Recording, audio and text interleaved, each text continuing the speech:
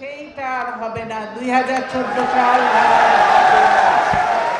এই দেশে নির্বাচন হবে সকল দলের অংশগ্রহণে। দলীয় সরকারের অধীনে নির্বাচন সুষ্ঠু হবে না এই যুক্তিতে 2014 সালে ভোট বর্জন করলেও সেই দলীয় সরকারের আওতায় 2018 সালে নির্বাচনে অংশ নেয় বিএনপি। পরে 2018 সালের অভিজ্ঞতা মাথায় রেখে ফের নির্বাচন বর্জনের পথে হাঁটে 2024 সালে। কিন্তু বিএনপির এই নির্বাচন বর্জন কতটা যৌক্তিক তা নিয়ে আছে নানা আলোচনা সমালোচনা।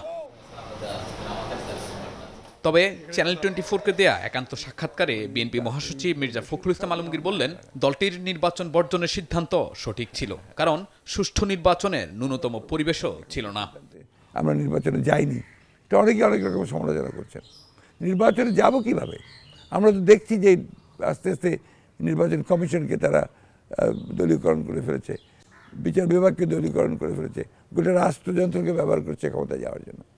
সেই অবস্থায় এটাকে বর্জন করা ছাড়া আর তো কোনো উপায় ছিল না। তো আমি নির্দলীয় সরকারের অধীনে সুষ্ঠু নির্বাচনের দাবিতে যে আন্দোলন বিএনপি করে আসছিল তাও ব্যর্থ হয়েছে। এই অবস্থায় বিএনপির সামনে করণীয় কি?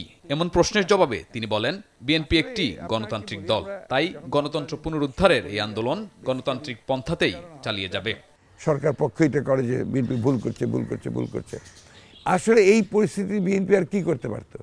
বিএনপি একটা liberal Democratic political party, liberal political Democratic party হিসেবে বিএনপি সবই চেষ্টা করেছে। আন্দোলনে ব্যর্থতার পেছনে বিএনপির শীর্ষ নেতৃত্বের ভূমিকা নিয়েও আছে সমালোচনা, তবে তা মানতে নারাজ মির্জা ফখরুল ইসলাম আলমগীর। সাধারণ সাংগঠনিক দক্ষতা তার অসাধারণ, এটা আমি মাঝে মাঝে নিজেই বিস্মিত হই।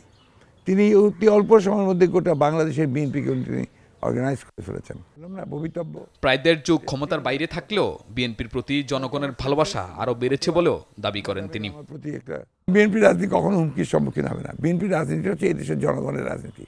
এই দেশের মানুষ একটা স্বাধীন সত্তা নিয়ে, স্বকীয়তা নিয়ে আপনার বাস করতে চায়। কতবার বিএনপি ধ্বংস করার চেষ্টা হয়েছে, ধ্বংস করে ফেলা হয়েছে, ভেঙে ফেলা হয়েছে, নেত্রীকে অ্যারেস্ট করা হয়েছে, চেয়ারম্যান সাহেবকে মেরে ফেলা হয়েছে, বিএনপি তো ভাঙেনি।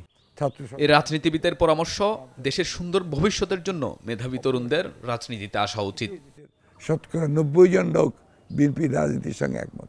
শাহনেওয়াজ বাবলু, চ্যানেল 24, ঢাকা।